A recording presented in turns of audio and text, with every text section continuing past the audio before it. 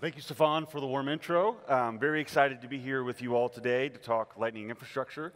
I have three great panelists here.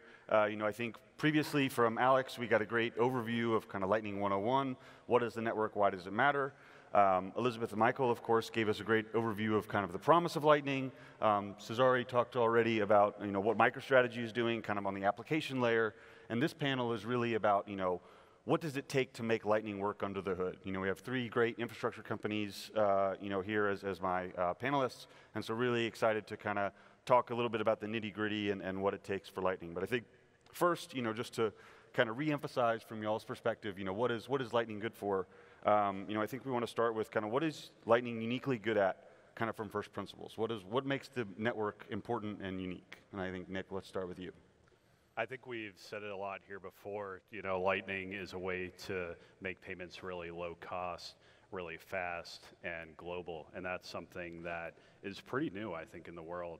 If anyone has ever dealt with sending money internationally or even just within the US, it's something that can be really expensive and take a lot of time. So having Lightning be based on Bitcoin and a way to send Bitcoin really quickly is a big step function in finance. Yeah, I think Michael Saylor does a great job at summarizing all of the great things that Bitcoin and Lightning can do. But I think ultimately, it enables us to move money like you can move packets in the internet, which enables us to do a lot of new things, both in a cost perspective of doing cheaper transactions, as well as the micropayments aspects or streaming money, all of these different things. So I think it really unlocks a new paradigm of what we can do with payments that really didn't exist before. So I think Michael Saylor does a great job of summarizing all of the unique things that you can do. But I think ultimately being able to just really adjust the way that we use payments is what is enabling and what we're going to be, I think doubling down on as people like us build inside of this ecosystem. Yeah, I think we're saying the same things in different words, but a few years ago there was like a big debate whether we should even use the word Lightning, and I think the key is to understand that Lightning is Bitcoin. Bitcoin and Lightning is the same thing. There's no difference between Bitcoin and Lightning. So Lightning is Bitcoin, and all the value proposition of Bitcoin is embedded in the Lightning network. So Bitcoin is peer-to-peer money. Lightning is peer-to-peer money. That's the value proposition of Bitcoin. It helps transform Bitcoin from a store of value to a medium of exchange. So that's why we need Lightning. But Lightning is really an implementation detail beyond Bitcoin. Yep. Yeah, absolutely. Totally agreed. And I think one thing that Elizabeth mentioned well that I think has been a really important use case that illustrates how Lightning makes Bitcoin really valuable and really work is this global remittance aspect, and particularly the ability to earn, which we saw from MicroStrategy as well, right? If you think about it, if you don't have a bank account and you don't have a mobile money account, the only way that you can get paid without Bitcoin or Lightning or cryptocurrency generally is somebody physically handing you cash, right? Which is massively limiting in a world of internet commerce and different things like that. And so now being able to anybody with an internet connection and a mobile phone being able to tap into the Bitcoin network and being paid over Lightning is just hugely transformative and something that we're only really starting to see the ramifications of. And I think that's kind of a nice segue into our next topic, which is, what are some important differences between Lightning and I think, how Lightning was built in particular and its kind of legacy Fiat competition? Honestly, I think we should start with Roy on this one. Yeah, I think that's a good idea. Snake style. Okay. Bitcoin is a better form of money because Bitcoin is programmable money. So the ability to use Bitcoin natively as part of software is a huge advantage of Lightning. The ability, so there are a couple of things. One is the ability to use money without any intermediary or any third-party entities that can censor your transaction. Actual peer-to-peer money. If I want to send you, Ryan, some money, that's my money, I transfer it to you without any restriction.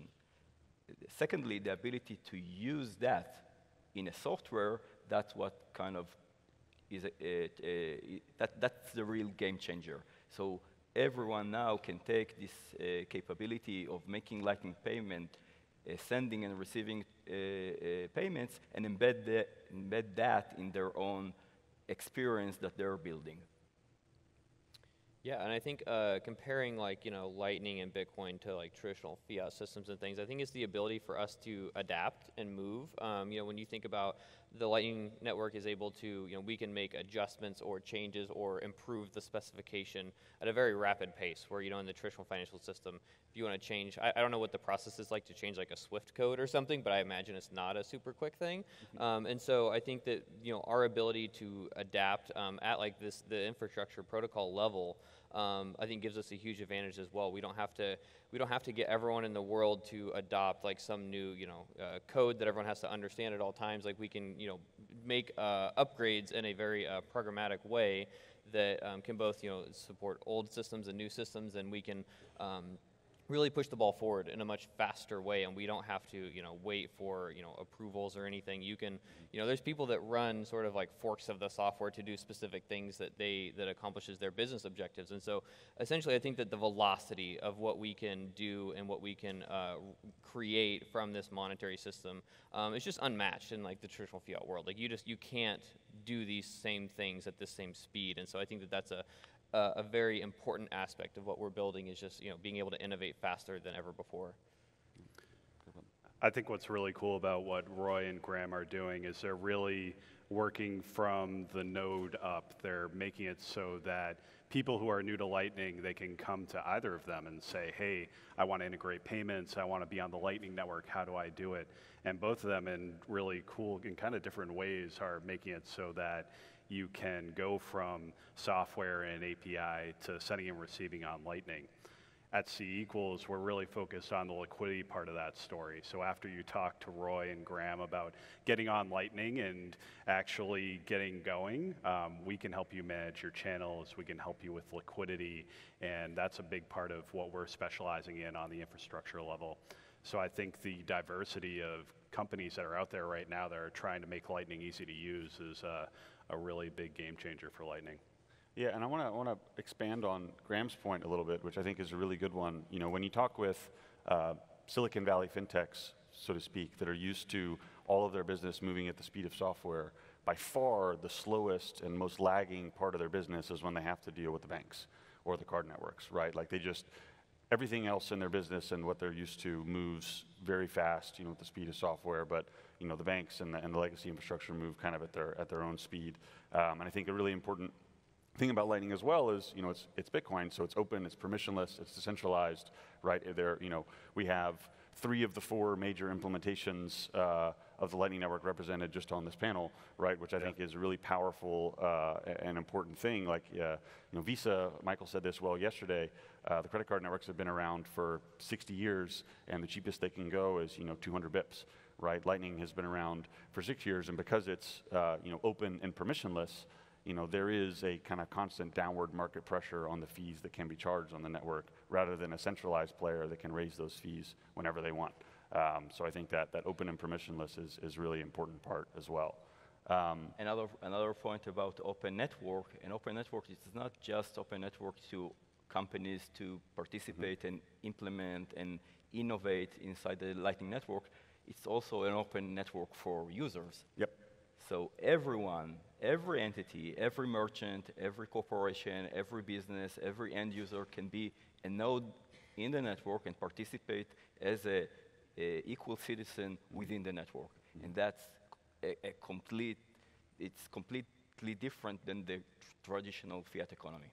Yep, and I think it's what we strive for, particularly in kind of the Bitcoin protocol design, is we strive to create perfectly free markets for competition, right? Where you can come and join, you can be a first-party participant, you can be an equal citizen, but we're all collaboratively competing, right, with each other to grow market share and grow the network as a whole. And I think all the diversity and perspectives in the community right now, all competing with each other, but collaborating on growing the network as a whole is a really special part of why this is growing so well.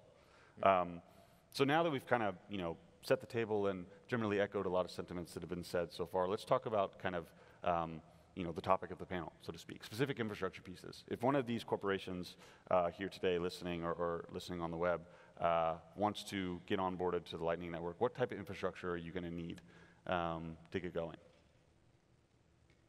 Yeah, you guys. I guess I'll start with it, but like there's, I think infrastructure needs a little bit of definition. I think when if you're maybe semi-new to Bitcoin and Lightning and everything like that, infrastructure can mean a lot of things. And you hear maybe acronyms like LSPs and all these different things, and it can be all very hard to understand. And like what's unique about Bitcoin and Lightning as well is there's different options for infrastructure. There's like a fully custodial model. There's like non-custodial models. There's the different aspects of like nodes and liquidity, and like there's a lot of pieces to it. But I think that ultimately I think Michael Saylor did a great job yesterday in describing, if you're looking at the technology, really looking at implementing, understand the technology and what it can do and how it can affect your business, whether it's increasing engagement for users or decreasing your operational costs, cheaper transactions, all of those things. And then from understanding how you want to integrate it into your business, then you can really start looking at what infrastructure makes sense for me.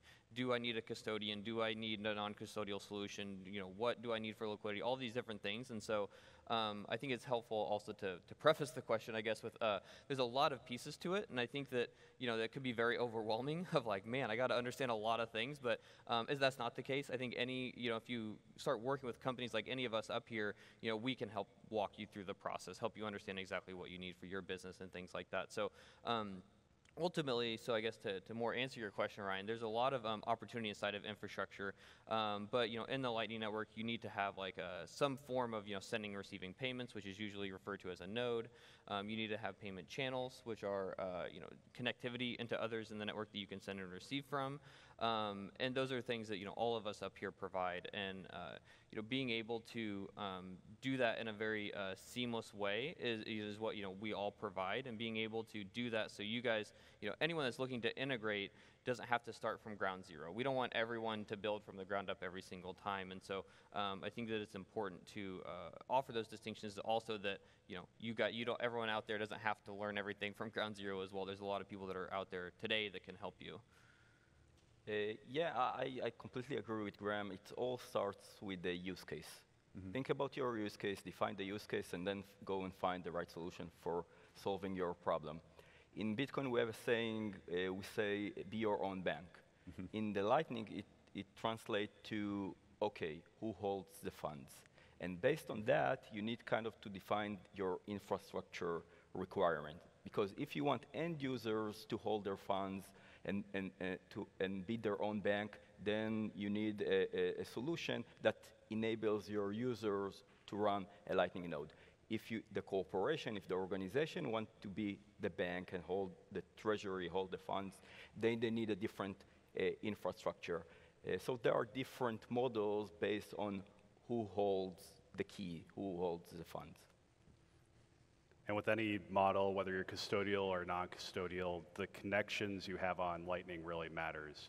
And that's really what we're trying to do, is be a really good partner for however you get on Lightning, making it so that you have a reliable partner that can connect you to the rest of the network. A lot of people find after even if you're trying to do Lightning yourself, you'll get on the network and realize that your liquidity and connections are really important. So that's really what we're focusing on, specializing on. And to kind of demystify things a little bit, right? A node in normal language is just a database, right? It's just a database that you're running that happens to be connected to other databases that speak the same language across the world, right? I think, Roy, you coined the term Lightning service provider, right? So in the context of a node being a database and a Lightning service provider connecting you to the rest of the network of databases, can you just explain a little bit why you chose that specific term and kind of what it means, and how, if people are familiar with the architecture of the internet, they can kind of make an analogy there? Yeah, definitely. So Lightning is complicated. It's a complicated technology from many aspects, and it's as complicated as the internet. The internet is super, super complicated, but when you go to your home and kind of open your TV and watch Netflix, you don't think about the complexities behind the internet. You don't think about like spooky acronyms like TCP/IP or DNS or whatever. What you have is an internet service provider. You kind of plug the socket of the router in your home, and you're magically connected to the internet. And what we wanted to do is provide the same experience in Lightning. When we started working 5 years ago on Lightning implementations and different Lightning applications, it was the barrier of entry to get into, to be onboarded to Lightning from an end user standpoint was completely crazy. I don't know if you guys are aware that the way that people used to send emails. I'm old enough to write an email in a terminal.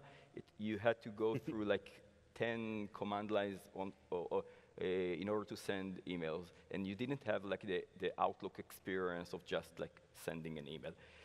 So you need an entity that magically connects you to the Lightning Network exactly like an ISP connects you to the internet, and that's why we kind of brought the first Lightning service provider to market that solve all the problems that users had in order to connect to the Lightning Network.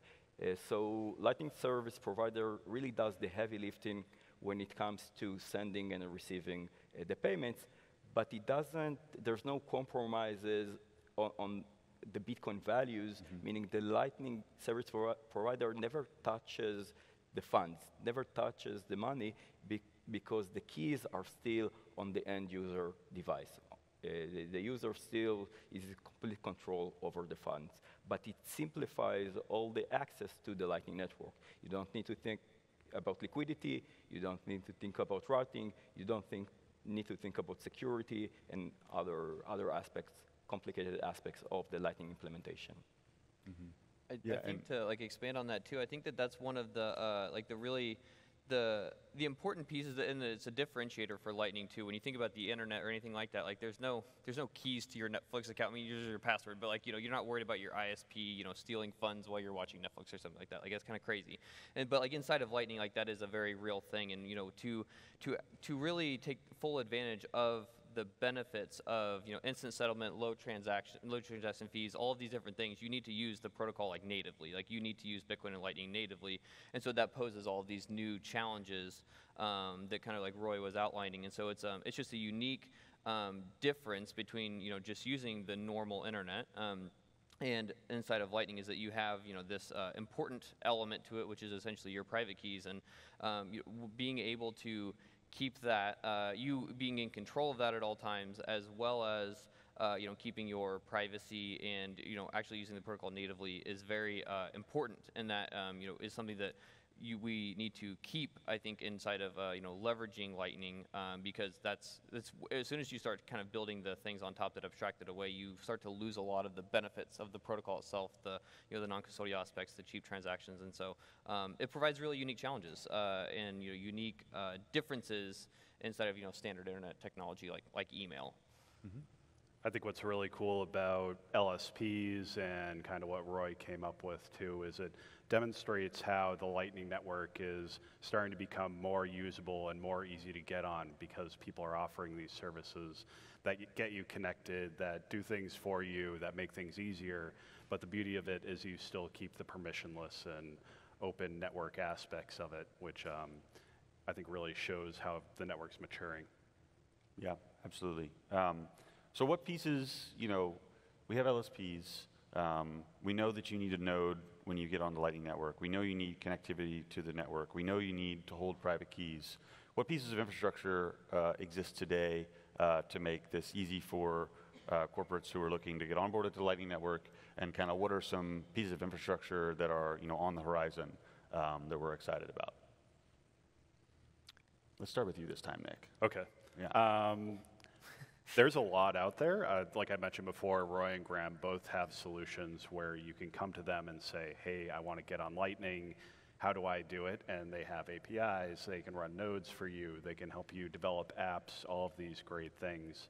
I think what's really cool is the LSP aspect, what we're kind of focusing on at C equals, is going to play more and more of a part in the Lightning Network as we go on.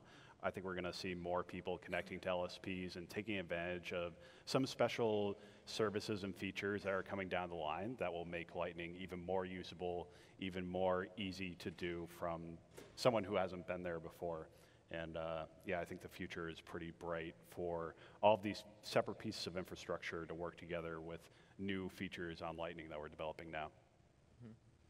Yeah, I mean, I think, yeah, like you can, come talk to me at Voltage and we can help you, from the infrastructure perspective of, operating nodes, liquidity, getting you like up and running in the right direction. But I think ultimately being able to leverage the technology that is there, we can help you get onboarded today. And then additionally, there's a lot of things on the horizon as far as like async payments go, things like DLCs and all these kind of more crazy things that are very, very technical, very protocol level changes. But I think that it will, ultimately bubble up to like a improved user experience over time, and so I think that there's there's a lot that can happen today, and we've been onboarding folks for the last several years into enabling this technology to be used in a lot of different ways, but then there's also huge amounts of opportunity to improve or enhance or all of these other ways too, and I think there's a lot of it starts at the protocol level, which is being worked on, and which is a very, very challenging thing to work on, and so it takes a little bit of time. But ultimately, there's a huge amount of opportunity that can be that can happen today, with service providers like us. And then there's also, huge amounts of technical improvements that are on the horizon that I think are going to enable like even further use cases or even more, easy to deploy type solutions. Well, it's a complicated question, like how do I get into Lightning? It's like, how do I get into the internet? Like it depends on your use case, depends on your on the solution that you're trying to provide. What you said, Ryan, about like keys, we know users need to store keys. It's not that trivial. How the user stores key, how do we do key management? It's there's an entire set of solutions around key management. You said like, okay, we have nodes.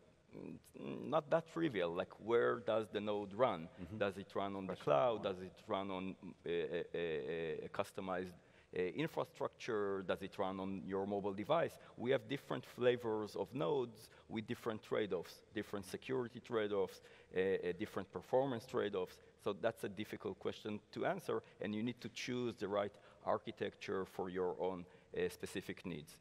You said LSPs. Again, very complicated, because LSPs and providing liquidity to the network, that costs money. So which LSP do you choose? What is the liquidity management that the node need to engage with the LSP? That's an entire, there's a few solutions, a different solution with different cost structure to getting liquidity from an LSP. And there are other stuff. There's Fiat on-ramps. There's on-chain interoperability. There's a lot of missing pieces. There's a lot of pieces that are needed in order to provide an holistic, complete Lightning solution. So it's very hard. It's exactly like, how do you build a website? Well, depends on which website do you want to build. I think, oh, sorry, Ryan. I was going to say, to add on to Graham's point about how things are improving, I think something that's worth calling out is that everything we do on Lightning, it needs to be agreed on and kind of implemented by everyone. Elizabeth Stark said, there's 4 or 5 node implementations out there, and getting Lightning from where it is now, or maybe there's some rough edges there, to something that's more polished and something you'd really expect from a payments experience, and doing that in an open and permissionless way, it takes more time, and it takes a lot of time to make sure everything's working right, everything's going together right, and we're still keeping to those principles. But I think it's work that's really worth doing.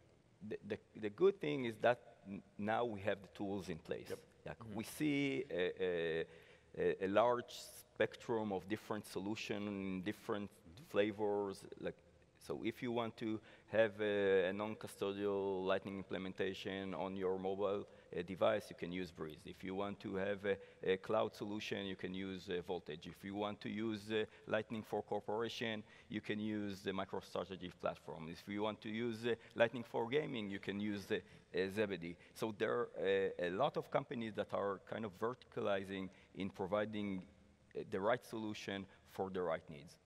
Yep, I think that's a great point, and the diversity of the ecosystem is certainly a strength and something that shows, network effects compound. And as each of us continues to build on the same protocol and succeed, onboard more users, onboard more liquidity, right, those network effects start to compound on each other, and that's where you start seeing growth that really starts to surprise people that are common onlookers. And if you tried Lightning 18 months ago, I guarantee if you tried it again today, like you would be amazed at the progress and the impressive, progress of the UX. Let's talk specifically about liquidity for a little bit. As we know, liquidity issues have been a little bit of a problem for the U.S. banks the last several months. And for liquidity in the Lightning Network is different, right? I think one really important thing about Lightning to understand is that Lightning is a full reserve system. There is no debt in the Lightning Network at all. Everything is fully backed. Everything is fully committed on chain. I think one of my favorite quotes from the last several months has been Lynn Alden saying, well, I guess, we all just learned that banks are actually just over-levered bond funds, and they don't really actually have your money there, right? With Lightning, the stats are there. They're verifiable on chain, and that's really important. One thing that this causes is in order to succeed in a Lightning payment, if I want to send from me to Nick, to Graham, to Roy, there needs to be Satoshis in Lightning channels at the right place at the right time, right? If I need to send, you can think about it, the analogy that we use is beads on an abacus, right? Imagine, and sorry, sidebar, I talked 2 weeks ago to a university blockchain club, and I used this analogy, and I had to stop a second and be like, there's 25 kids in the audience probably. It's like, how many of you know what an abacus is? Yeah. 0 hands, right? And I'm not that old. That was kind of terrifying. We got to update that. Yeah, I know. We got to update the analogy to something Gen Z related. It's like a progress bar or something. Yeah, like a TikTok dance or something.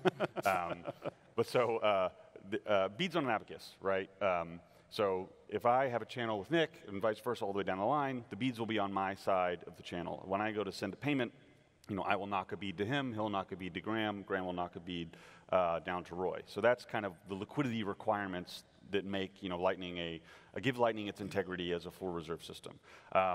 So that obviously presents some problems because there aren't necessarily liquidity in the right place at the right time. I think let's talk a little bit about that. Talk about kind of the different knobs and levers that node operators have to make sure that the network works. Yeah, absolutely. And I'm glad you called out that liquidity on Lightning is not necessarily the same as liquidity when you're talking about an exchange or something like that. And we use a lot of terms in Lightning that kind of map to the current financial system, but they're actually very different. It's important to call that out.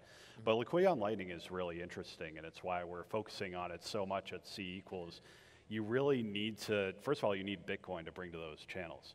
And luckily, Jack has bought some Bitcoin in the past, so we have a bit of that. But also being smart about how those channels are managed is really important. You can get into a situation, this is a classic thing when you get on Lightning. You open a bunch of channels, and you want to receive your first payment. You actually can't receive it because you have no Bitcoin pointing towards you. So one of the easiest things you can solve with Lightning right off the bat is using an LSP, requesting inbound liquidity. They open a channel towards you. You're able to do bidirectional payments from then on out. There's also some other ways to manage liquidity, swaps, splices is a new kind of more technical thing coming down the line. But paying attention to liquidity or even having someone pay attention to liquidity for you is something that's worth investing in. Yeah, I think liquidity is it's a little bit of a double-edged sword in that if you need to if you are trying to do something, maybe super unique, or you're trying to get get your transaction fees to a very specific level or something, you probably want to have very tight control over your liquidity, manage these channels, do all these things. But I think for the majority of people that are wanting to implement Lightning, they probably don't want to think about liquidity at all. Like they probably that all sounds great. I don't want to think about that. If I have to worry about that in my implementation, that's going to be a big challenge. And so I think that that's something that I think all of us up here are really focused on, is being able to solve that liquidity issue. So implementations don't actually, people that are actually trying to use the technology don't think about it at all. You guys want a payment solution that's cheaper, faster, better. We want to provide that, right? And so being able to do those technical lifts to make sure channels have the right liquidity at the right place at the right time is something that is, it's being worked on. There's some solutions out today. There's a lot more that are going to come out. And so I think that liquidity is very unique, but it's also something that I think just we don't want people to think about, be on the top of your mind. If you're trying to do something very specific, maybe you want that control, which is another great benefit of Lightning, is that you have that. If you have that option to go and dive deep into the protocol, manage all these things yourself, most of the people I think are just going to say, hey, I want to send payments, and that's fantastic. We can enable that. And I think it's also incredibly unique.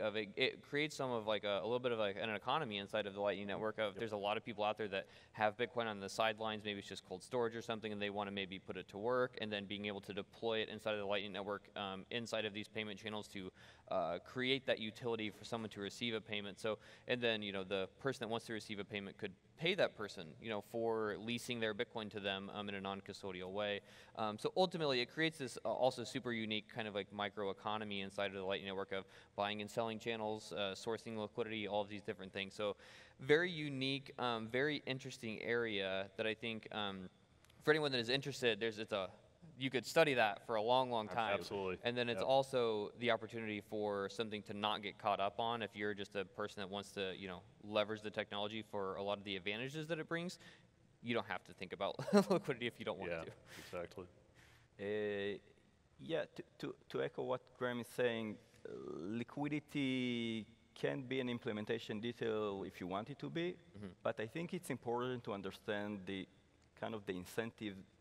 incentives behind Lightning and the economical model behind the Lightning network. So Lightning, if you think about it, Lightning is a liquidity network. It's all about liquidity. And people want to make money because they provide liquidity in the network. So, Nick is opening channels as an LSP because TBD wants to make money, and we don't need to be ashamed of saying that there has to be an economical incentive behind running the network, because if exactly like there's an incentive behind mining Bitcoin. If there wouldn't be an incentive behind running the Lightning network, then it will be a bad network to use. It wouldn't be secured. So it's very important to keep these incentives behind the Lightning model. So Lightning is a liquidity network, and there's a supply side to the network. The supply is coming from liquidity providers, LSP, etc. And there's a demand. The demand comes from making payment. Every transaction, every payment in the Lightning network carries a small fee. Yes, it's a small fee, it's cheap, it's proportional to the amount, but still there's a fee involved. And the liquidity providers, the guys that are bringing the supply to the network, are aiming to generate revenue through this Lightning free mechanism. So there's kind of a circle that I always use in order to kind of convey the message. Lightning is a liquidity network. We want traffic in the network. More traffic requires more liquidity. More liquidity means you can generate more yield, more fees from the network. More fee means that more people participate in the network, means more traffic, more usage, more fees, etc. Yep, absolutely.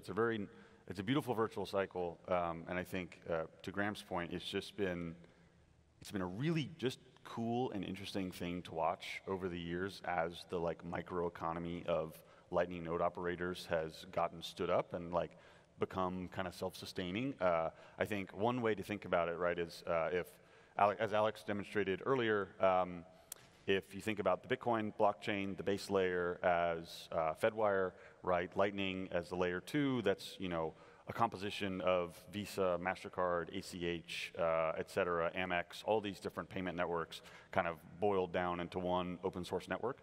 You know, Visa and MasterCard, I think, have some of the highest margins in the S&P, like on the order of 50 to 60%. And, you know, the famous Jeff Bezos quote, you know, their margin is our opportunity, right? There's this massive amount of margin that the card networks are able to take. And the promise of Lightning is that those massive margins and all those earnings from these card networks gets distributed across the network of global node operators, right? And so, you know, when we get to the point where we're doing $20 trillion of annual volume, like Visa or MasterCard did in 2021 at least, you know, all of those, instead of charging 200 bips, it'll be 10 bips, but that still is a very sizable amount of earnings that are distributed to all the routing nodes on the network. And I think, you know, that kind of idea of, again, what we're trying to do here with Lightning is build a perfectly competitive market for routing payments across the world is a really exciting thing, and it seems to be really working, and that's what gives it, maintaining those market incentives, maintaining, you know, that integrity of the network, maintaining kind of the permissionless nature of it is what gives it its value and makes it, you know, really unique, which is, you know, it's very cool. Another thing that just to add, you know, you talked about fees. One thing that's very interesting on the network is fees are public information, right? If am I providing liquidity to Nick, I have to gossip out, in order to route a payment, I have to gossip out to everybody on the network exactly what fee I'm charging, right? That's an example of the type of market signal that is broadly available that allows for, you know, economic actors to make decisions about how they want to allocate their capital and how they want to earn. And I think that's something that, you know, just doesn't really exist in traditional financial networks. And it's an open network. And it's an open. Yep. Everyone can participate. If you guys want to be a routing node in a network, you can join tomorrow and set your own fees. Mm-hmm. And if you're competitive enough, if you're doing good enough job, you will earn. Mm-hmm. Absolutely. And you will earn without taking custodial risk, without taking, you know, directional asset risk, besides Bitcoin. And without right? regulatory constraints. Without regulatory constraints, it is, you know, the promise of Lightning is when the fees really get going, like you are earning as close to a risk-free yield as you can get, right? And importantly, you're not taking any sovereign risk either by holding, you know, T-bills or other government bonds. I think it's worth pointing out, too, in the LSP case you're talking about where people are investing in the network, the incentives are really aligned for LSPs to provide a good service for the people they're serving, because as more payments go through, as their experience is better and better, the amount of routing fees that are collected goes up. So it's really a nicely aligned incentive structure from end users to nodes on the network to the actual experience that everyone has. And I think even like bubbling that up into like, you know, if a service provider that's, you know, using Fiat rails today and they're charging 3% or something on a transaction, and you know, maybe add in Lightning to that, and your actual, you know, fees inside of Lightning are, you know, 0.1%, you can reduce your fees to 1.5% or something, undercut all of your competitors, and still be making a decent, you know, spread on that. So don't quote the numbers, but I mean, ultimately, you can be incredibly competitive in your fees that you're charging your users by leveraging Lightning and still, you know, not just completely, you know, lose any kind of profits that you would have inside of that. Yep, absolutely.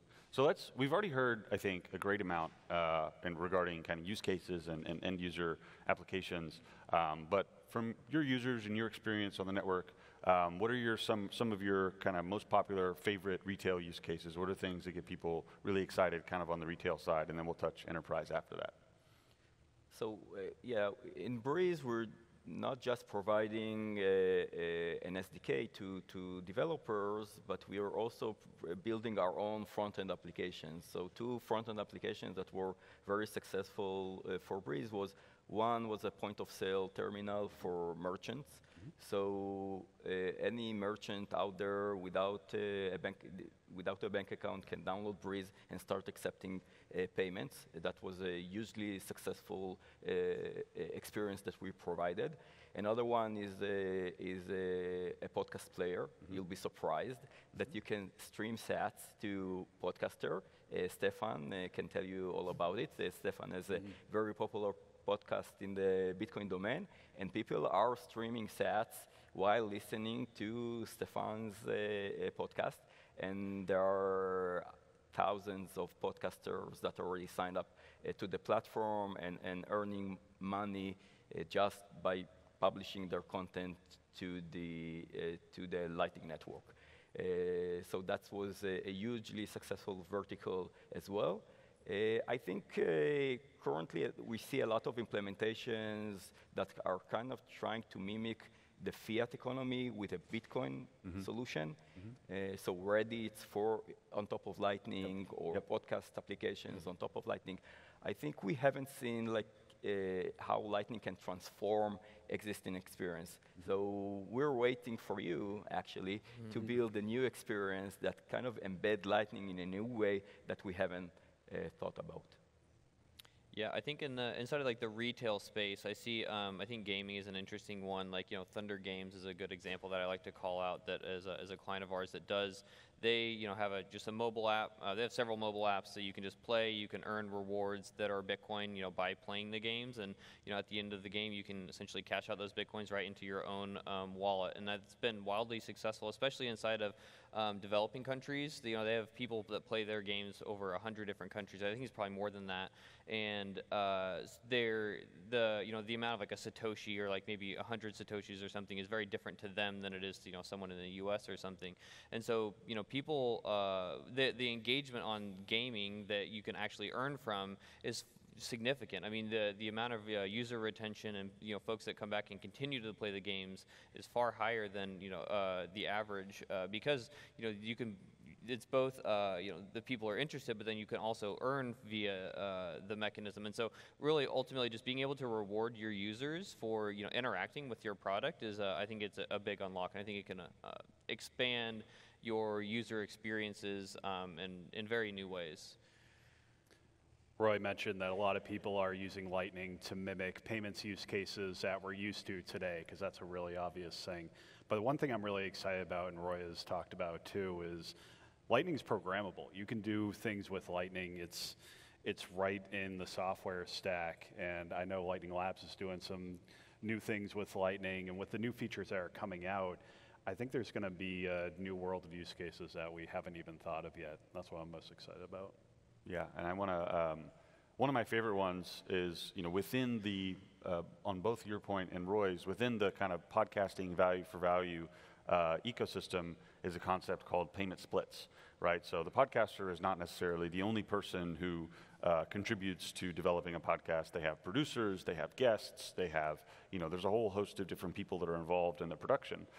So one really cool thing about Lightning and the programmable payments is if I choose to stream, 10 sats a minute to Stefan for, his podcast, he can actually program into the payment, like, okay, send me 50%, send my producer 30%, send my guest, 20% or 19%, and then send 1% to, a charity that I support or something like that, right? And that can be done atomically within the payment, no middleman required, most importantly, no lawyers, right? You just can distribute the sats kind of, it's like upfront royalties or something like that, which I think is a really cool and interesting use case, especially as you get, more into the enterprise world where, maybe, and it's not just strictly peer-to-peer, but there are kind of organizations and small groups of people that are looking to pay each other.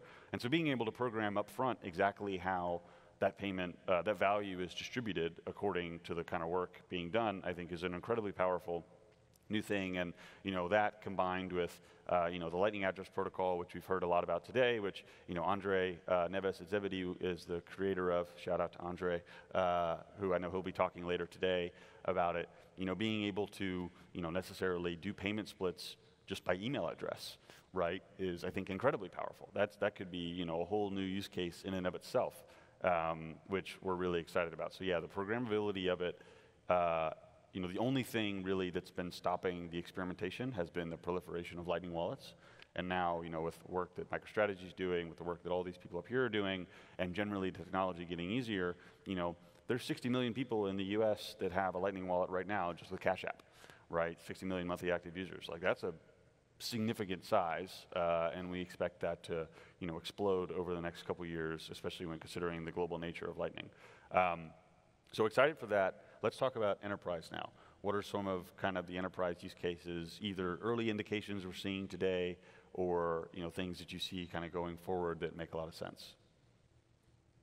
I think one, that we've been working on is just, people talk about like cross-border payments a lot. It's naturally very, very good for that. But I think that when you think about actually replacing a lot of the traditional fiat rails, like with Lightning inside of maybe a large organization that's doing significant volumes of global remittances. Maybe it's not just this individual person that's sending $100 a month back to their family.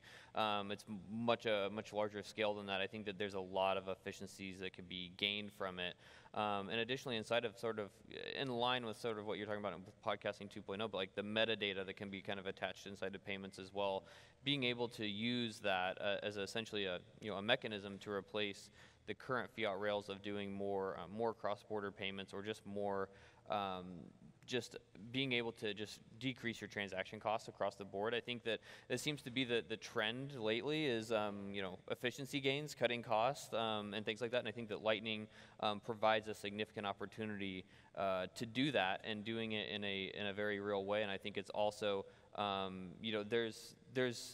there's probably more people that are looking at the technology than people expect, kind of behind the scenes. And I think that there's the element of if your competitors are looking at this, and if they can undercut you in fees, you need to be kind of right there with them, and like exploring these kinds of new technologies and what they can bring.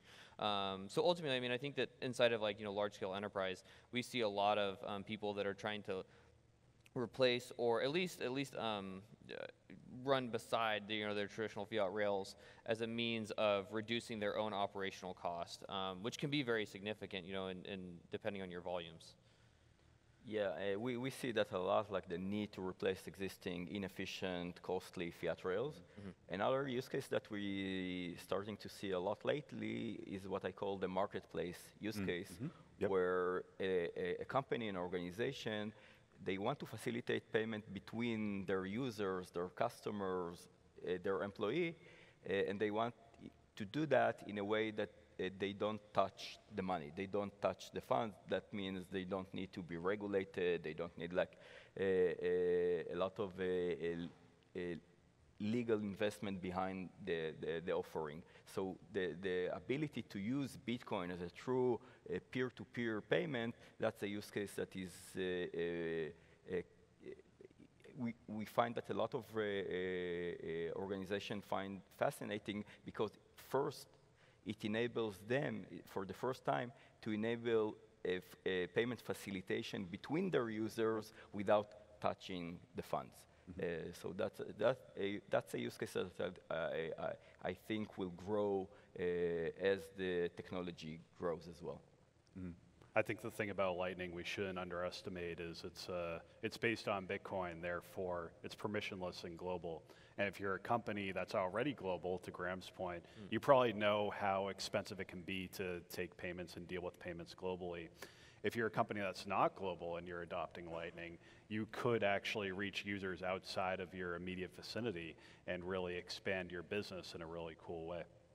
Yeah, and I think one specific thing that is that's really cool about that in particular, if you Google the Send Globally announcements, that's been a big trend in the Lightning Network, right? It's the ability to use, just go bank to bank, right? From the US to the Philippines, US to Guatemala, whatever, where you are just tunneling through the Lightning Network instead of going through, traditional ecosystems. Like, one of my stats I like to throw out is, Western Union is still a very dominant player in the remittance industry.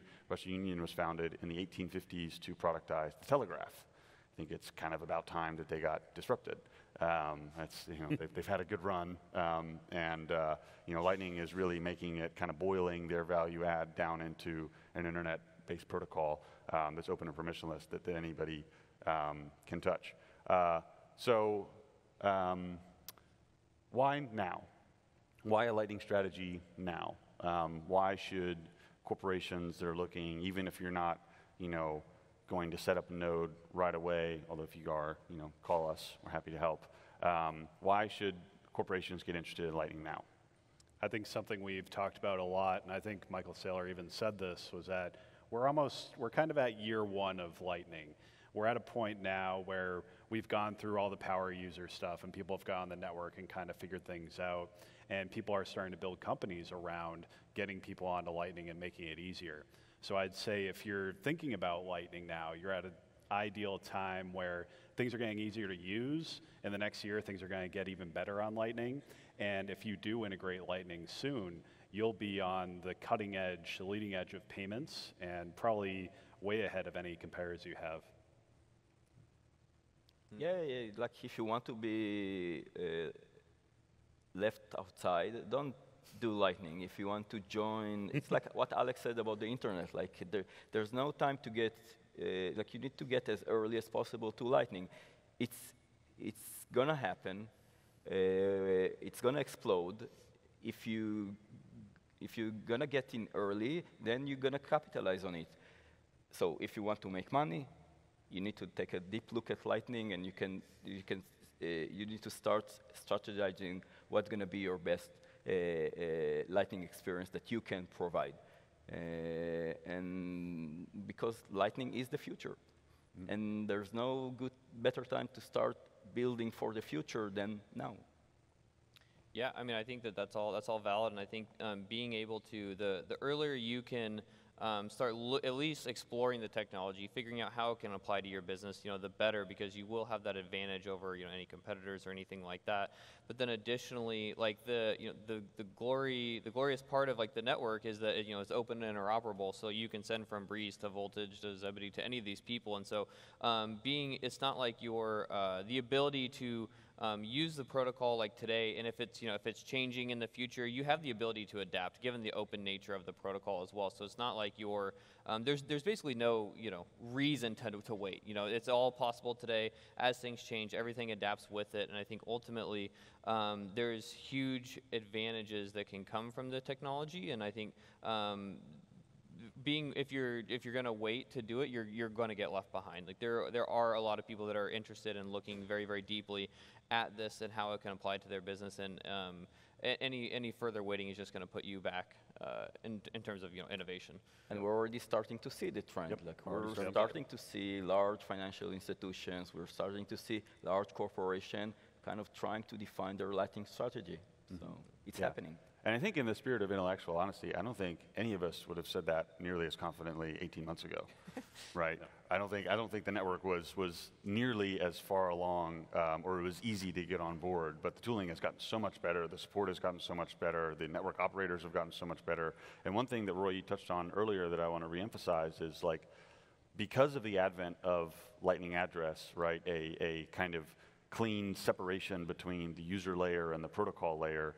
As a marketplace provider or as a corporation, you can now kind of outsource the responsibility of getting on the Lightning network to the end user. You can just say, figure out a way to get a Lightning address, plug it into our form here, and then the network will handle, and your service provider will handle your payments. Like, you as a corporation don't necessarily have to own the responsibility of helping your user get on to Lightning, just like how you don't have to own the responsibility of your users getting on to email or the internet, right? You can just say, get a Lightning address. There's a whole bunch of wallets to support it now. There's a whole bunch of, the whole network basically supports the standard. And as long as you can figure that out, like, the network will facilitate your payments, and we, importantly, will never have to touch your funds. And so I think that kind of like bring your own node model, bring your own Lightning wallet model is one that should be really popular going forward, and again, is one that is, relatively new, but, I expect we'll see, that's kind of why Zaps on Nostr have taken off so well, because you just have to bring a Lightning address. I think we're going to see a lot more of that model going forwards.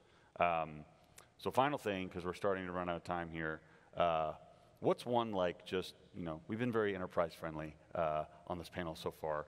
What's just kind of one, like, out of consensus or like wacky opinion you have about Lightning, or like a use case that you really like that just kind of might be mind expanding for the crowd in terms of what is actually possible here?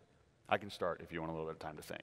Go for it. So my favorite kind of Lightning native use case is a company called Stackwork, where these big cloud computing AI companies, in order to do their work, they need to have a data set of trained, of tagged images, right, in order to do the image processing.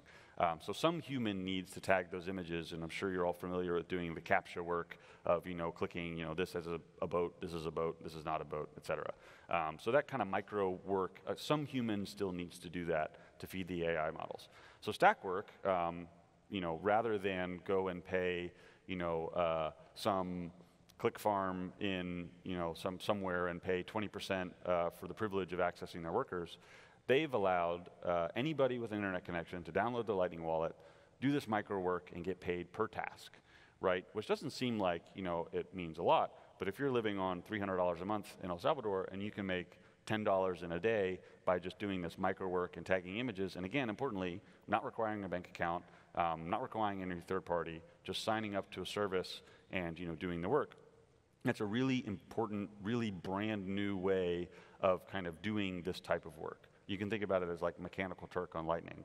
And so I think that is like a perfect use case for Lightning that, maybe some of you are, paying cloud computing providers a little bit too much money to tag image sets for you, right? So I think that's a good one. I think something that goes really underappreciated in the Lightning world, especially today, is how much is coming up in the next year or two. There's a lot of companies that are really gearing up their Lightning strategy and their Lightning products. There's a lot of improvements coming to Lightning that's going to make it more synonymous with the payment experience you would expect from Cash App or something like that. And just like the culmination of things maturing and people really spending dedicated time on making UX really good, making the experience for the end user really good, I think we're going to see a pretty significant uplift in what Lightning is and its adoption. Yeah. And I think my final thought here is that ultimately we've talked about a lot here. Some of it can be complex, some of it's high level, but ultimately there's no reason to delay a Lightning strategy. You can talk with any one of us up here and we can help guide you in the right direction and really understand your use case, what you want, what's the best solution for that. And so I think today's the day to start looking at a Lightning strategy, and there's a huge amount of resources out there that can help you guys get started. Yeah, there's no one use case that I'm excited about. It's just the fact that Lightning and Bitcoin is so native to the internet. So looking at people being onboarded to Lightning, and see their eyes kind of shine when they're kind of accepting Bitcoin. I think that's what gets me going, because you feel how the world needs like a native internet currency. Yep. So all the use cases that kind of amplify our experience through internet money, that the things that most excite me about Lightning. Excellent. Well, thank you much for such a great conversation. Let's have it up for the panelists.